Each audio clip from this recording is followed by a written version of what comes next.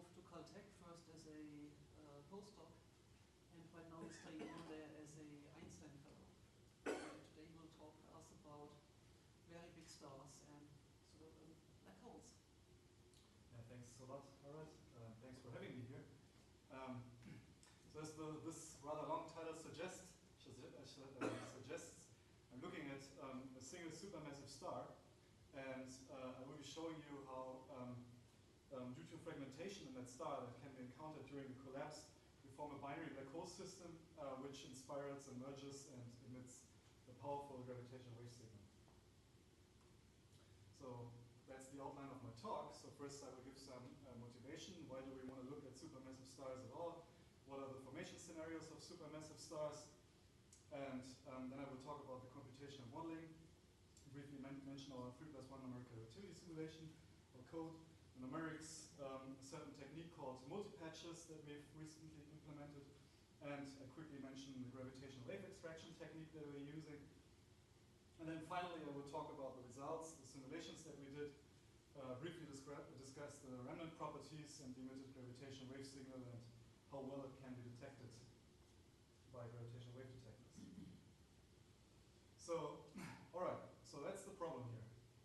When the universe was only 1 gigayears old, we already have seen quasars which give rise to very massive black holes on the order of 10 to the 9 solar masses. Redshift z corresponds to redshift z to z equals 7. For instance, a recent observation by Modlock et al. In 2011 has shown that we have this kind of supermassive black hole at that early stage in the universe. And now the problem is, how can this black hole have possibly formed at that early time? So one popular formation scenario is basically the so-called hierarchical galaxy merger scenario, where you assume that if you have multiple galaxies, which as time progresses eventually merge, lead also to the merger of the central black hole that they eventually contain. These central black holes, as time progresses and as you have more and more successive mergers, eventually grow to supermassive scales. The trouble is that there's simply not enough time to do that already at z equals 7. So you will not end up with a supermassive black hole at z equals 7 if you try to do it like that. What's the largest thing you'll get, according to that? Oh, that I don't know. I mean, that's just some motivation, but sure. I mean, this simulation here, for instance, by Di Matteo et al. 2008, they started a redshift z equals 10, and they evolve all the way to z equals 1, and only here they form very massive black holes. So these yellow spots here, the size of the yellow spots indicates the mass, and only at late times they get really supermassive black holes. The other formation scenario that people have looked at is the collapse of a population-free star. These are the first stars in the universe. They have probably a mass of about 100 solar masses, and if they collapse, you will form a black hole of approximately the same mass. And then the idea is that this black hole accretes mass to grow in size, but to get a supermassive black hole on the order of 10 to the 9 already at 1 gigayear, after when the universe was only 1 gigayears old, you find that the black hole at least needs to accrete at the Eddington rate.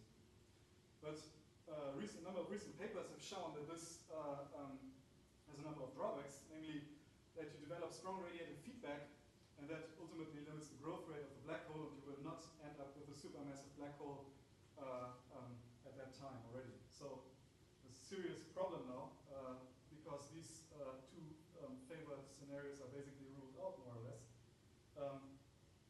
So what's getting a bit more interesting again, or what comes back into focus, are the so-called supermassive stars. And these are kind of exotic objects. They were originally suggested by Hoyle and Fowler in 1963 as a model for quasars. And since these supermassive stars have masses on the size on the range between 10 to the 4 and 10 to the 8 solar masses, they could, if they collapse to a black hole, offer sufficient seed mass so that with additional accretion and so on, the formed black hole can reach supermassive scales already at that time. Now the properties of such a star, as I mentioned already, has that kind of mass range, 10 to the 4, 10, up to 10 to the 8 solar masses, has very low metallicity because it belongs to the very first stars. It's potentially powered by hydrogen and helium burning in the central core, has a very large convective envelope, but overall it's completely dominated by radiation pressure.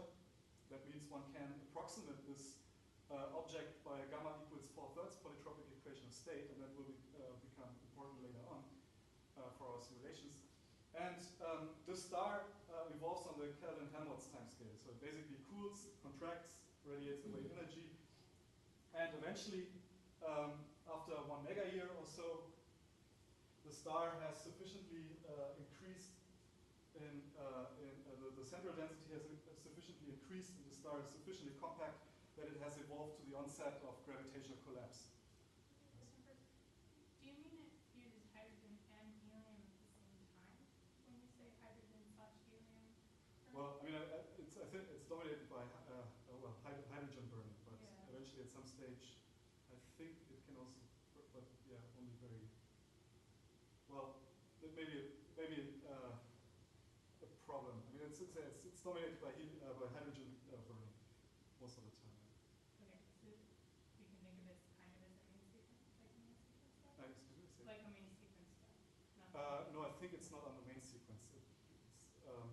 It's not exclusive. I mean, hydrogen burning is not important. So it's completely, basically it's just a cloud of gas which is completely supported by radiation pressure.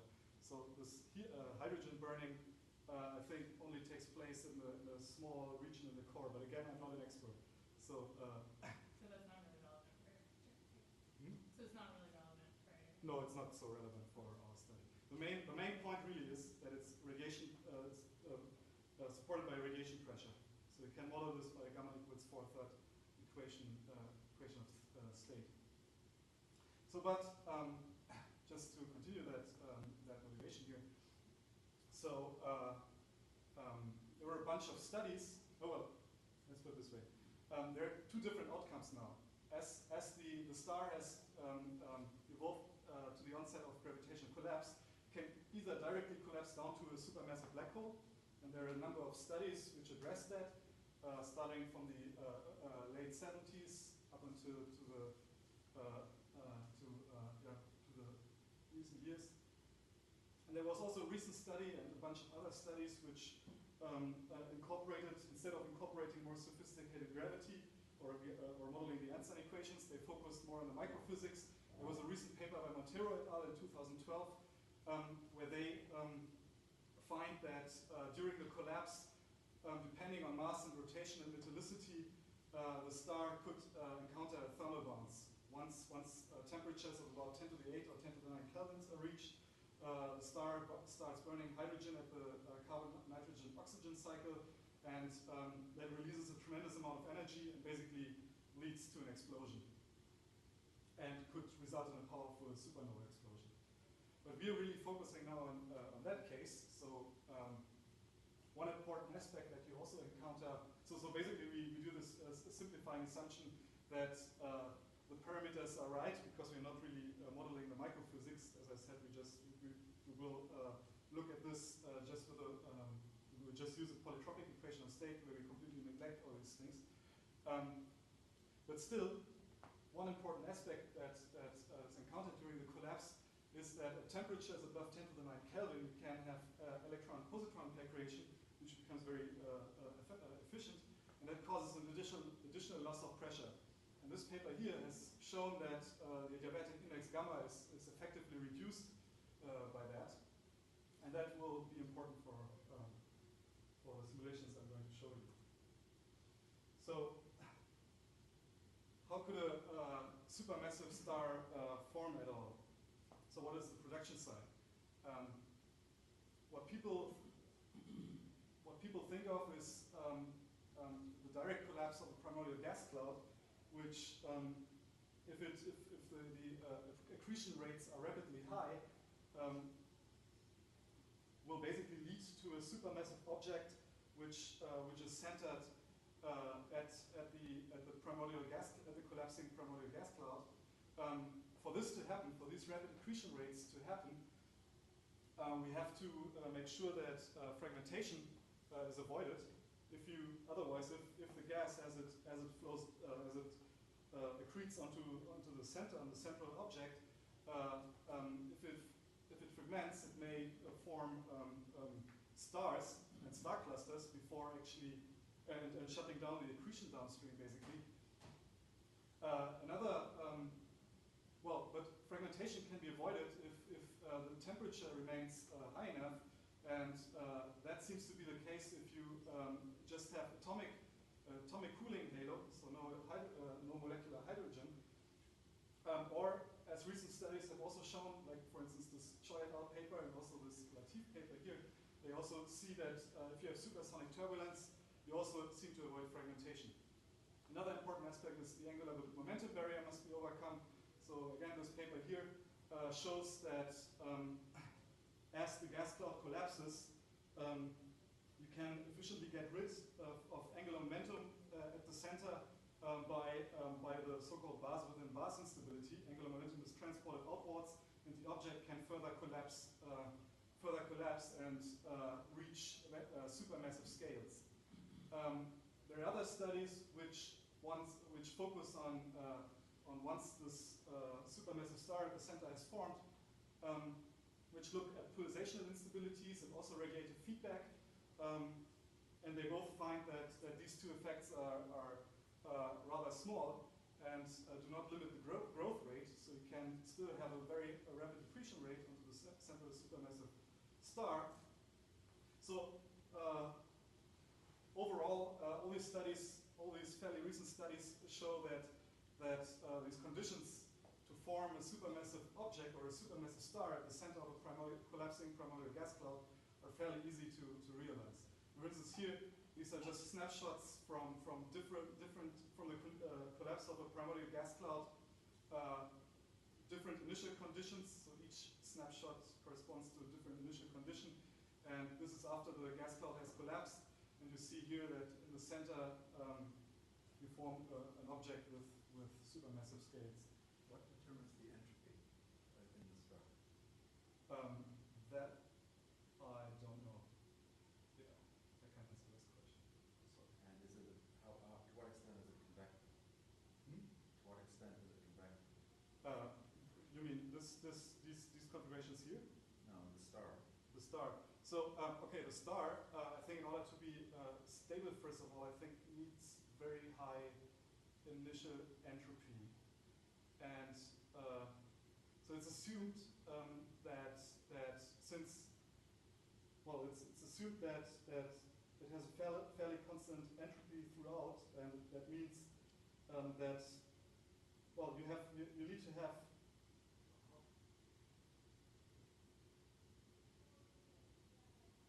Yeah, I think some the models say that convection needs to be fairly strong in the star and transport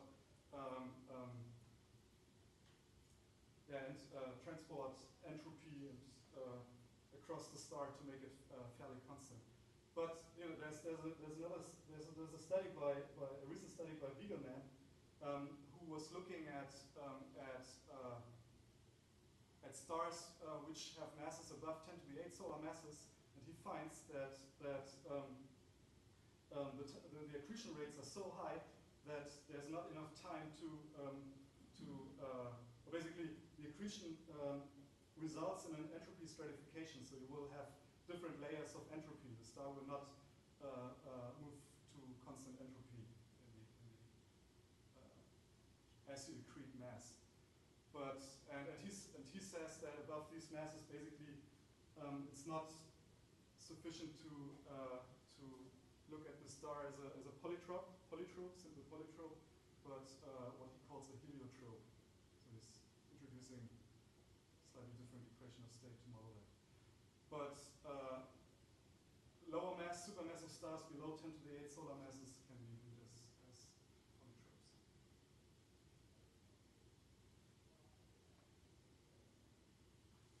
All right, so let's talk about the computational modeling. So in an ideal world, we would like to we need to model the full magnetohydrodynamics. We can have eventually magnetic fields. To model the dynamics of a stellar fluid, we need to include general relativity to model the collapse and gravitational waves. We have nuclear and neutrino physics. And we will also need to take into account Boltzmann transport theory to properly take into account neutrinos and also photons. The trouble is that ultimately, I mean, this is beyond the scope of our current modeling techniques. We require modeling on massively parallel computers. We would need to come up with better parallelization schemes, something like, for instance, task-based parallelism, Monte Carlo radiation transport schemes, and this is extremely challenging. So we're making some simplifications. So we don't model magnetic fields right now. We do include full nonlinear general relativity, and then the entire microphysics are just approximated by a gamma law equation of state. As I said earlier, it's the radiation pressure dominated star is modeled by a gamma equals 4/3 polytrope. And then we're using adaptive mesh refinement, a technique that's called multiblocks. I will describe it in one of the next slides. We're using a high resolution shock capturing finite volume scheme, and that for us is straightforward to do. Well, a computer with between 256 and 512 cores ran for about 1 month to produce these simulations. So this is how a typical grid setup looks like. So, can I ask a question, please? Sure. Are you trying to model like from, is it the formation that you're trying to model of the star itself? Or No, I'm what I'm starting off. I'm starting off with the star, which is already at the onset of gravitational collapse. So it's fairly compact, and I can really truly see that as a polytrope at that state, and I just basically follow the collapse and show that you can not just have one black hole, for instance, but also 2 black holes. And so this is how a typical grid setup looks like. So we have a bunch of boxes which are nested and which refine the grid resolution. So for instance, this here this is not from a simulation that I'm going to show you, but this is nevertheless it's extremely similar.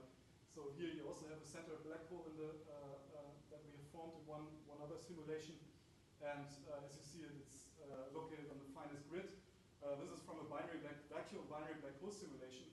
Again, these are the apparent horizons, and as the black holes move across the grid, the boxes, or the finest grid boxes, follow the 2 black holes, and it's very similar.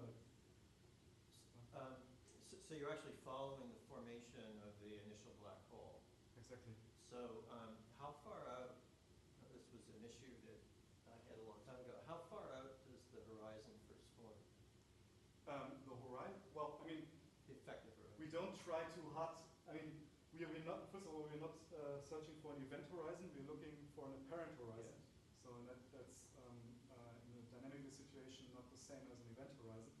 The apparent horizon initially has a very tiny radius. It really forms inside the star, and I will show you. No, it's inside the star, but how far out within the interior? It's not. It isn't from the center out, or is it? Well, the trouble is that we are not. Well, we have our apparent horizon finder. At some point, starts finding apparent horizons. So we can't really. I can't for sure say that this is the first time we actually find an apparent horizon. And that was not something we really tried hard to resolve. So what I can tell you right now is that initially it's very small. It's inside at the center of the star, and it quickly grows to some asymptotic value. But you will see it in the movies that I'm going to show next. All right. So the space-time solver is basically a high-order finite difference scheme, and the hydro scheme is a finite volume scheme, and we're using an HLLE Riemann solver and Reno 5 reconstruction. And space-time evolution and hydro evolution are coupled via a method of line scheme. Can you give a quick HLLE means what? Harten. This is a bunch of people, Okay, and doesn't matter. yeah, it doesn't really matter. And 105 is what? We know 5 means weighted essentially non-oscillatory, and it's 5th order accurate. That basically means you have well, what you need to in a finite volume scheme, what you need to do is you need to interpolate from cell averages onto cell faces, and so that's the that's scheme. basically the scheme. Yeah. Okay. And it's, yeah. And method of lines means what? A method of lines is a certain way of doing the discretization. So method of lines means you can independently discretize your spatial and your time evolution.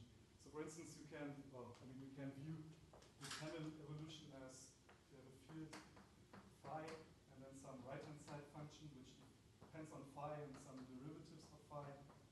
Now, you perform the discretization independently. So if you view this function as given, then you can basically just view this as an ordinary differential equation and time integrate this function via an ordinary Rudicuda-4 scheme, for instance. And this function really is I don't know, it can be discretized by finite difference operators. I mean, you can derivatives that occur can be approximated by finite difference operators or by finite volume scheme, or Harald in his simulations is using a spectral scheme. But really it means that you can independently view these two discretization techniques. So I don't understand what method of lines is. Well, it's just, I mean, that's basically, but I don't know where the name comes from. I was recently also wondering about that. But method of lines basically means exactly this. You can view, you keep one thing analytic or on the continuous level, and then you independently discretize the spatial and the temporal part.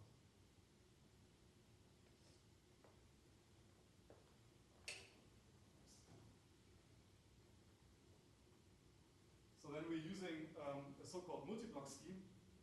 Multiblocks mean that you have a bunch of curvilinear grid patches which locally, in local coordinates, look uniform, but in global coordinates look distorted. And this has the advantage that you can use different grids in regions, or you can, with your grids, can better adapt to the problem symmetry. For instance, in the far gravitational wave zone, you would like to have spherical grids, which are spherically looking. And in the interior region, where our black holes form, we want to keep our Cartesian grids. So what we are really having here in our simulation is a central Cartesian patch, which is capable of adaptive mesh refinement, where the black holes will be sitting, and the exterior region, where we propagate gravitational waves, are modeled by these spherical grids. And this is a special spherical grid. No, you can't just take one spherical coordinate system. You need at least two coordinate patches to cover one spherical shell without introducing problems for tensor fields and so on and so forth. So this particular scheme is a so-called inflated cube grid setup. So you have one spherical shell basically is discretized by these 6 patches. This has the advantage that points are fairly uniformly distributed across one spherical shell, and also interpolation across interpatch boundaries reduces to just 1D interpolation. Now then we are using numerical relativity simulations. I think most of you, I guess, know what this means. The entire 4D spacetime is basically foliated in a time succession along a time-like vector field in spatial hypersurfaces. Most important aspect here is really that we're using the so-called Z4C mechanism, which is a modification to the BSSN system, and this is how we. This is a system with which we involve our spacetime. Could you? What does that mean? BSSN. Oh, these are names: Baumgarten, Shibata, Nakamura, and Z4C. Z4C is well, I don't. Oh, why is it Z4C? Carlos, do you remember why this is called Z? These are for vector that account for the constraint. Oh yeah, that's right. Yeah, you have this. Yeah. So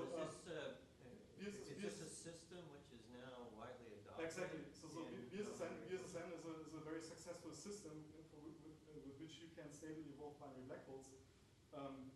So you can evolve binary black holes, you can evolve neutron stars and all that stuff. Harald Pfeiffer, for instance, he's using a so-called generalized harmonic system, which can also now stably evolve binary black holes. This Z4C system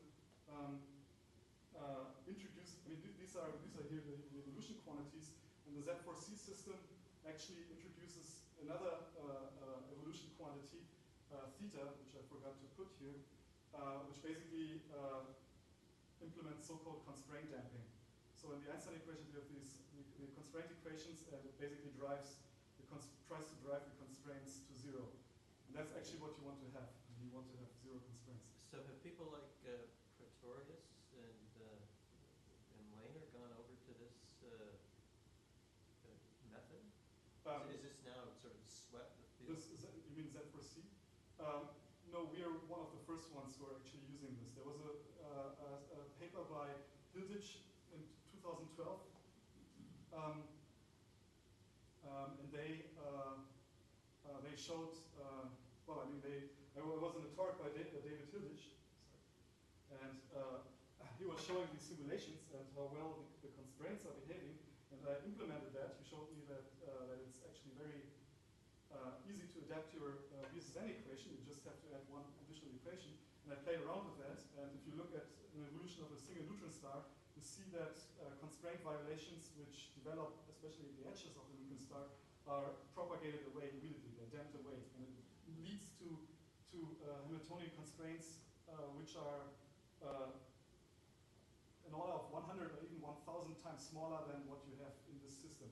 So basically we played around with that system. BSSN itself doesn't have constraint damping? No. I don't know if Carlos was also part of. There's another formulation which is slightly different, the CCZ4 scheme. I don't know, are you using this now in your simulations, or are you? No, not yet. I'm working on that. Okay. So I did some experiments actually with vacuum binary black hole simulations, and it turns out that the Z4C system I was pushing it. It had a mass ratio of 4 and very high spins. It was a long simulation. I basically observed that the Z4C system in that case was not as good as the BSSN system. But for matter, when you have matter coupling, then it really gives some. Not as good meaning what? That the constraint damping the constraints feeding back on the. When I looked at the phase evolution, you know, if I have a binary black hole system and I look at the phase evolution and how well the phase agrees between different resolutions, I saw that with the Z4C system, the phase accuracy was significantly reduced compared to the BSSN system. But yeah, the first paper which looked at the Z4C system in more detail, they didn't find that. They basically found that it's better and the phase differences are smaller, but they had a system which was not pushing it very hardly. So it's only equal mass and spinning.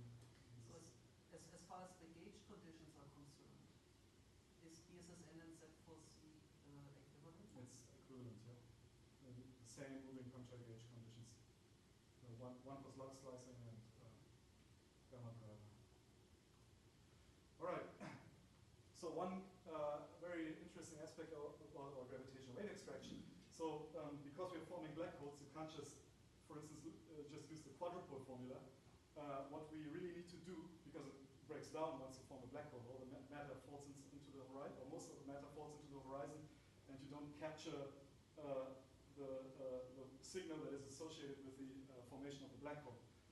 So what we're doing here is a fairly sophisticated method which allows you to extract gravitational radiation where it's really mathematically and unambiguously defined. That means that's Pi plus, that's the conformal boundary of space-time, which light rays hit after having traveled an infinite amount of time. So basically, this here is our so-called Cauchy domain, the spatial hypersurface that I was showing you in the last slide. And at some finite radius, in some world tube, gamma, we basically store metric data, and we use this metric data that we've collected during this evolution here on this world tube, and then we can evolve the metric data that we collected or can use that as inner boundary data for successive characteristic evolution, which then propagates the gravitational field using the full nonlinear Einstein equations along these null hypersurfaces to future null infinity.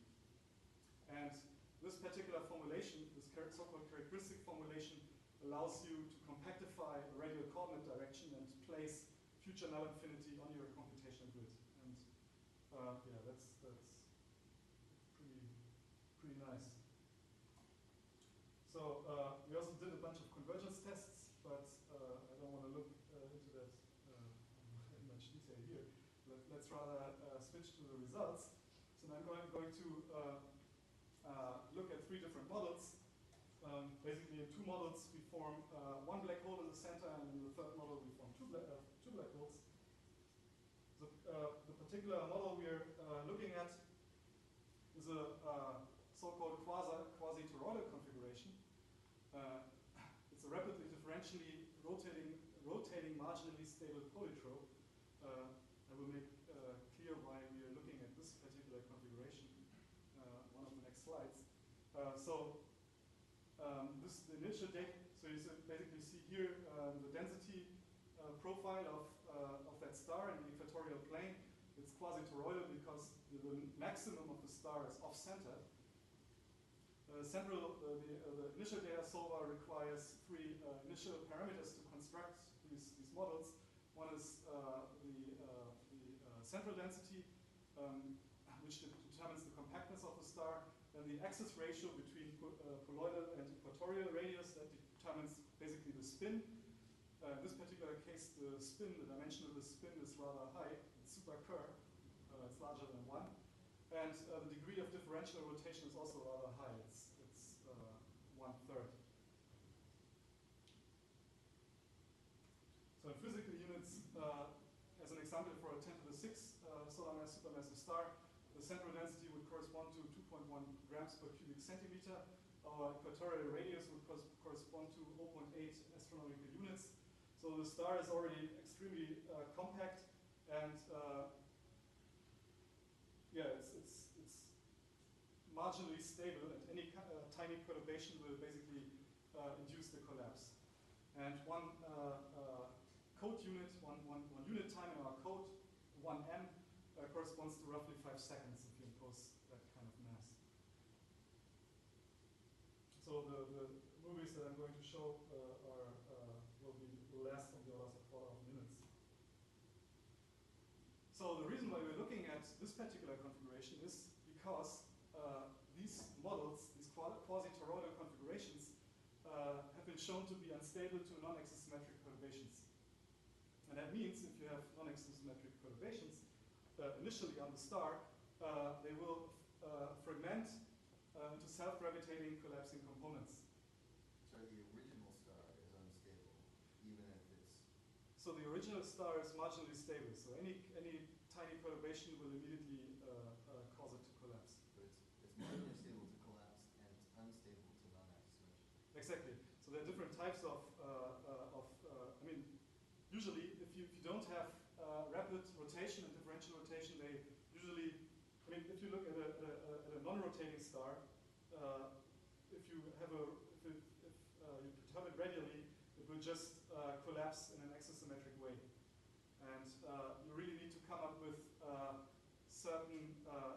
with a certain configuration or a certain set of, there's a parameter space of initial data, and certain sets in this parameter space are actually unstable to non-axisymmetric modes. And these non-axisymmetric modes grow faster than any axisymmetric modes. And we require that, otherwise... So why wouldn't the non-axisymmetric modes have already gone to saturation and sorted themselves out before it collapsed? Well, I mean, well, I don't know, but as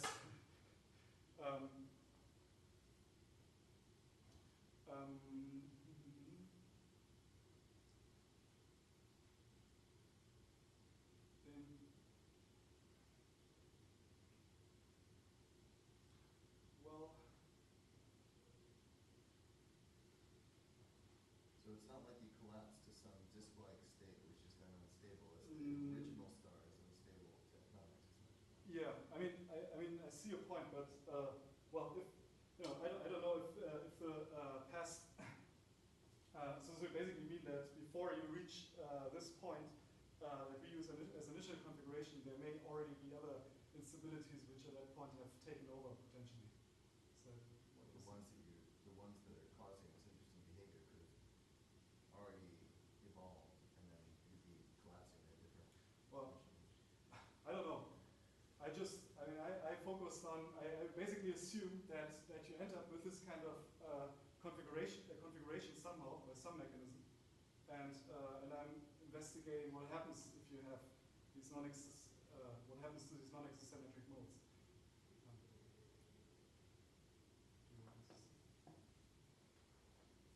So what we're doing to our initial density configuration is we basically perturb it by this kind of function. AM is the perturbation amplitude, and M selects the particular mode number. So this amplitude is extremely small. This is the relative amplitude.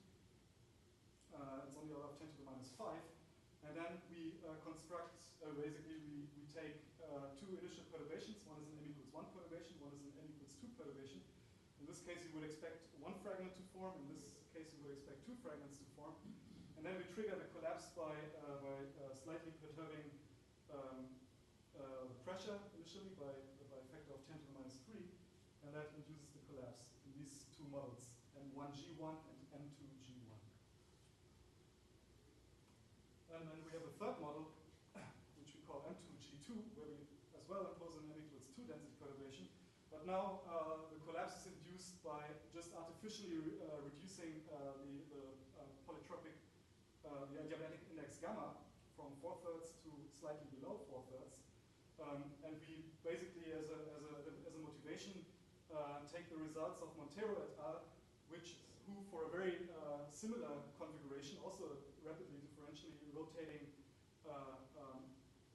supermassive star, observed that during the collapse, central temperatures reach above 10 to the 9 Kelvin, and electron-positron pair becomes effective, and this effectively reduces the adiabatic index gamma to below 4/3 and accelerates the collapse. And that's basically what we're doing here. So this is how it looks like now for the first model. So M equals 1 density perturbation, gamma is held fixed at 4/3. Here in the upper panel you see the maximum density as a function of time. Here you see the gravitational wave signal. Initially the maximum density is fairly constant. The non-exosymmetric mode has very small amplitudes and needs to pick up. It grows exponentially. At some point it becomes really visible, has grown to significant amplitudes. And then you see that in this fragment that forms apparent horizon appears, and the black hole settles to a almost stationary state by the end of the simulation. And the black hole in the end ends up with a spin of about 0.9, so it's rapidly spinning. And it also contains about 80% of the entire mass of the initial configuration. Where's the half mass radius in this plot? So which one does it say again? In your initial density distribution, where is the half mass radius? Half mass. The radius containing half mass. That I don't know. No, I would have to check. I haven't looked at this.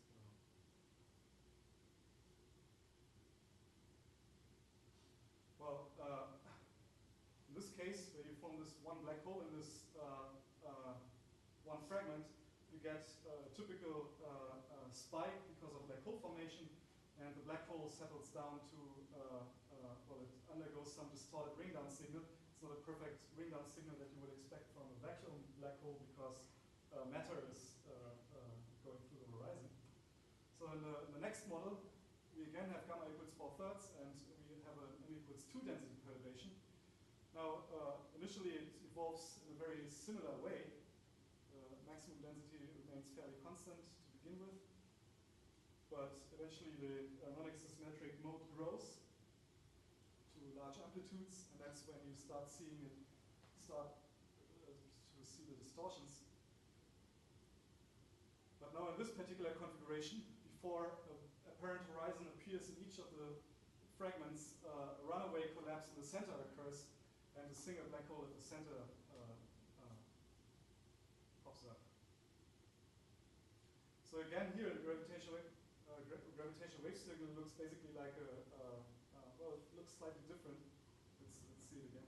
So basically, you get again have, because you have these m equals 2 fragments forming, it's much more efficient to emit gravitational radiation initially, so you see some oscillations before the collapse already. And then you see the spike in the gravitational wave signal when the black hole forms, and then again you see a very distorted ring-down signal, simply because matter is falling through the horizon. These are all for the same axis ratio. This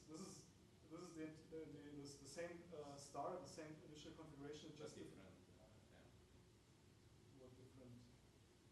I mean, the star is so I mean, this is just the same configuration, but the initial density perturbation is different. So this is an m equals 2 density perturbation. So on the third model, where we reduce gamma, now the collapse progresses much faster, which is no surprise because the equation of state is now much softer and the compressibility is enhanced. Now the entire star contracts initially, then again 2 fragments are forming, and this time we find that in each of the two fragments a black hole forms.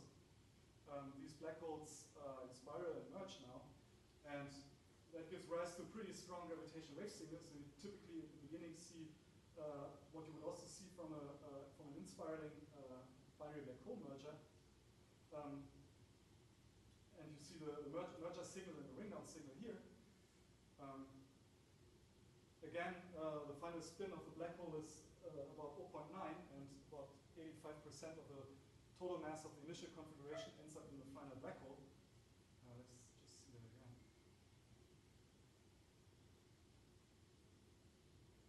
In all configurations, you also see that initially the mass and spin of the black hole rapidly increases, which is also not surprising because matter is falling in and the black hole simply grows as matter falls in.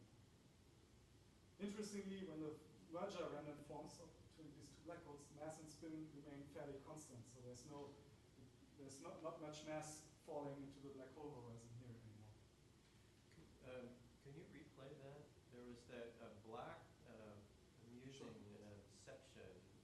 Can you just interpret that for us? Let's see. Before the central object formed, it was an extended entity.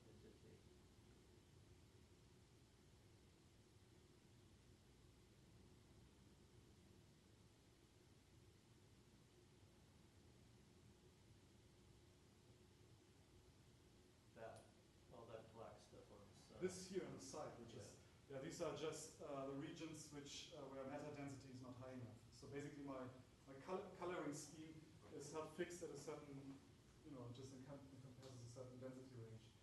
And it's just very low density there. All right, just to give you some comparison between, the most important plot actually is this one. So you immediately see that the last model where you form a binary black hole system has the largest gravitational wave amplitudes. It has multiple cycles, multiple gravitational wave cycles. The model where you only have 1 fragment and 1 black hole, that's the blue curve here, has a fairly small amplitude. The case where you have 2 fragments but still 1 black hole has a somewhat larger amplitude. But both of these models don't have many cycles and they're smaller in amplitude compared to this guy. And that basically means that the radiated gravitational wave energy for the last model where you form 2 black holes is very efficient, so about 4% of the total mass is radiated in gravitational waves. That's pretty significant already and comparable to, for instance, certain binary black hole configurations. And in the other 2 models, only 0.16%, and in the case where you have 2 fragments but just 1 black hole, 0.16% is radiated. In the first model that I showed you, only 0.02% is radiated, so that's pretty low.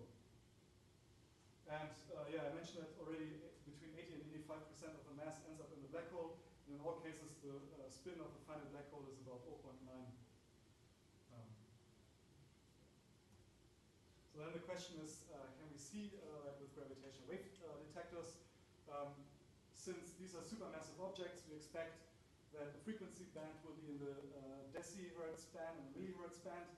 That naturally means we have to look, check if you can see that, for instance, in ELISA, which operates in the millihertz band, or for instance in the CIGO or Big Bang observer, which both operate in the decihertz frequency band. And then there's an additional thing going on. These supermassive stars have possibly only existed at redshifts larger than z equals 7, so it's really cosmological distances. That means we have to take into account the accelerated expansion of the universe. So we compute the luminosity distance dz d as a function of the redshift using the latest parameters by Planck for a lambda CDM cosmology. And this is basically the result that you get. So here you have frequency, and here the power spectral density of the power spectral density. This red curve is the sensitivity curve for ELISA, and the blue and green curves are the sensitivity curves for the CIGO and the Big Bang observer. And this is the signal that we get from the binary from the collapsing supermassive star, which forms two black holes. So here I've just imposed the mass of 10 to the 4 solar masses, and I've rescaled, or I've computed the luminosity distance for a redshift at z equals 15. What you can clearly see is that this signal is in this above the noise curve of the CIGO and Big Bang observer. So these two detectors will see it. ELISA, however, will not be able to see that at these large redshifts. So if you so I computed also the maximum distances which ELISA would see it, and this would basically only be a redshift of z equals 6. So yeah, it's likely that it's not going to see it. So if the 10 to the 4 solar masses, here's the mass of each of the black holes? No, of the initial configuration, the initial supermassive star. And these are expected to be 10 to the 4, or could it be 10 to the 6? Well, I mean, it can, these simulations are more are basically scale invariant. So you can just, if you impose a different mass, then you get different redshifts out of the simulations. So that's basically the numbers here. So for a 10 to the 6 solar mass supermassive star, it will only be seen up to a redshift z equals 16. That's the maximum redshift you would see it. For a smaller mass, out to a redshift of z equals 25. The reason is that as you increase the mass, the frequency moves to lower frequencies, and the signal it also moves up in amplitude, but because the detector also becomes sensitive in that region here, I think because of white dwarf confusion noise mainly, you're not able to see it at these low frequencies, not too large redshifts anyway. So what assumptions are going into your detection range?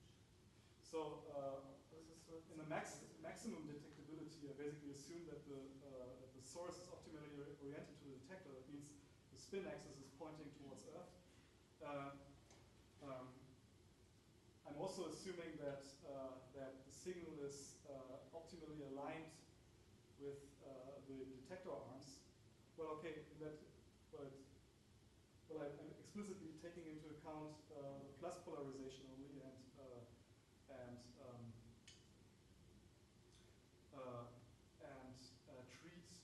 treat it as if this is the only signal.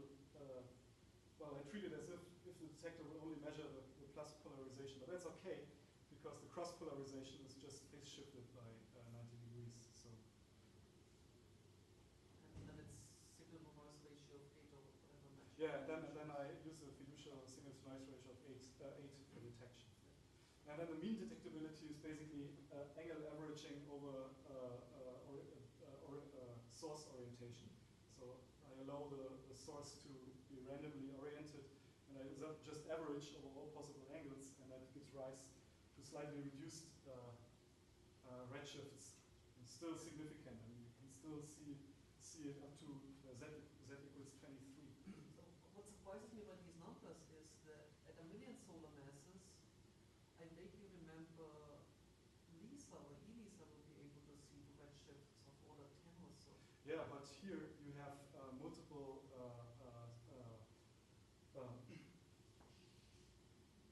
For standard supermassive black holes that spiral, you have many orbits, and that significantly increases your signal-to-noise ratio. And here we only have 1.5 orbits. It's the missing inspire. Exactly, exactly.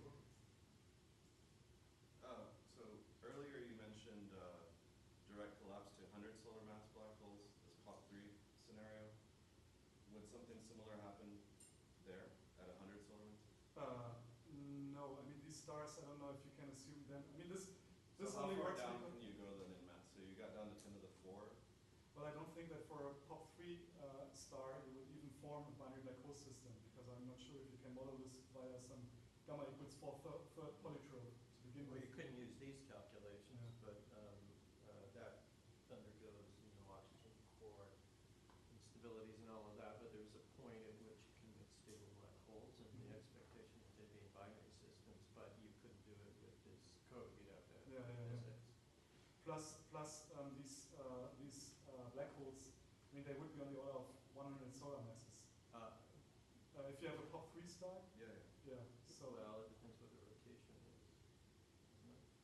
yeah, but something between probably the order between 10 and 100 solar masses, I guess. I mean this order is definitely too.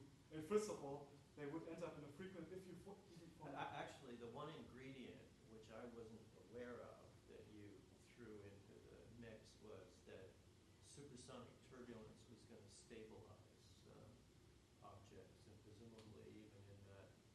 I mean, the usual argument is that you don't really produce stars of those masses, even the lower range. But I like this supersonic turbulence argument. Has that, really been sharply worked out? You mean in this direct collapse? Well, this is the direct collapse Yeah. situation. Yeah. You can imagine that that's a good way to transport angular momentum upward. Yeah, I mean this paper by Latif et al. Early 2013, I think from February 2013. They look at they perform the I think to date the highest resolution studies of that problem, and they basically find that they also have this large eddy stuff, and they find that supersonic turbulence is a very efficient way of avoiding fragmentation in their during the collapse, and enabling formation of it. Also this Choi paper, they also mentioned that even though they don't have as much resolution. One interesting other aspect is I recently learned that there's this one guy, Lucio Meyer, he's studying the merger of protogalaxies, and he finds that when two of these protogalaxies merge, he also gets rapid gas inflow to the center of the merged galaxy, and he also gets a supermassive object at the center, and this can even form at much lower redshifts, and so it may be that even LISA could pick up such a signal, because you don't need to go to these large redshifts. Potentially.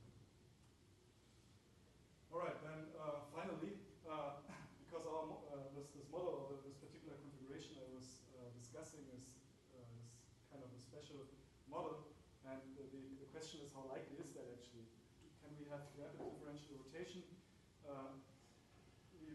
We need some sort of pressure reduction. We need to soften the equation of state to get two black holes instead of just one black hole at the center, and we requires an m equals 2 initial density perturbation. So the first point I think is probably easily met, because the primordial gas cloud to begin with has substantial angular momentum. In fact, you need to overcome the angular momentum barrier because there's too much angular momentum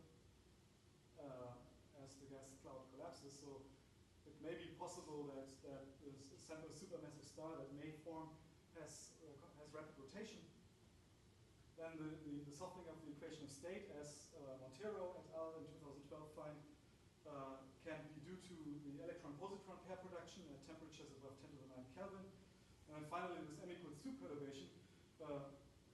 Two recent studies basically find that at the center, when they assemble the supermassive object, shows a large m equals 2 structure. So it may be possible that you end up with an m equals 2 perturbation on the supermassive star.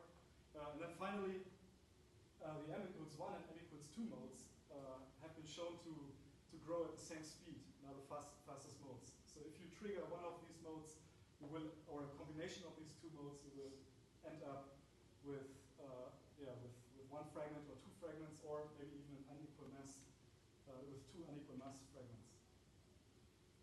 All right, and that concludes it basically. So supermassive stars have become kind of an emergency pathway, because the two other scenarios which people thought of are not giving or cannot produce supermassive black holes at z equals 7. So that's why it's interesting to look at supermassive stars. In our case, rapid differential rotation, reduced adiabatic index gamma, and an m equals 2 density perturbation leads to a formation of a supermassive binary black hole system. And the gravitational waves that this system emits can be seen up to a redshift of z equals 25, provided you have the LIGO and the Big Bang observer. And then finally, the codes are publicly available as part of the Einstein toolkit, and in principle, you can just download it and try it yourself. Yeah, and that's it. Thanks a lot.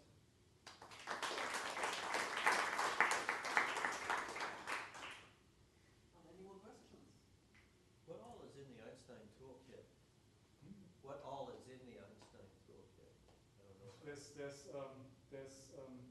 the hydrocode that I was using for doing it. We're also using that for core collapse. We also have more sophisticated microphysics, for instance, but mainly nuclear equation of states. So in this context, So you don't have that. Do you have any neutrino transport? Evan is working on that somewhat. We have a very simple leakage scheme right now, and we're also working at an M1 scheme. But yeah, in 3D we don't have more sophisticated stuff like that. And we have the BSSN system, this full spacetime solver. We have the Z4C system, this gravitational wave extraction, this so-called Cauchy characteristic extraction method is implemented. There's a whole lot of analysis tools, for measuring mass and spin on dynamical horizons or apparent horizons. We have an apparent horizon finder. What else can I think? Different ways of extracting waves. We have quadrupole formula. We have Reggie-Wheeler-Zerlin-Moncrief wave extraction. That kind of stuff.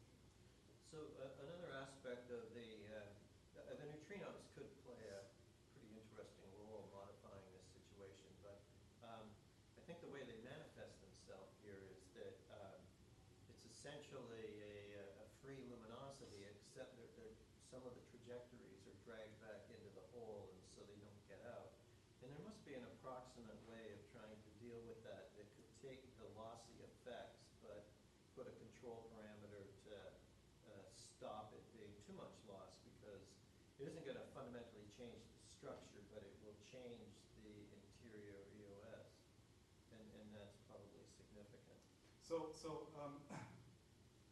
Montero et al., they included neutrinos, and they basically find that in those models which actually do collapse to a black hole, neutrino effects only play a role in the late collapse phase, and they basically additionally decrease the pressure, right. And neutrinos are almost streaming out freely out of the situation. Well, so they basically only okay. So maybe the thing that one can't get relatively analytically is some of the apparent horizon will overtake the neutrinos. Yeah, and that, there will yeah, be trajectories Mhm. that will almost so that there will be effectively an inward focus. So that was all included in this paper you're referring to?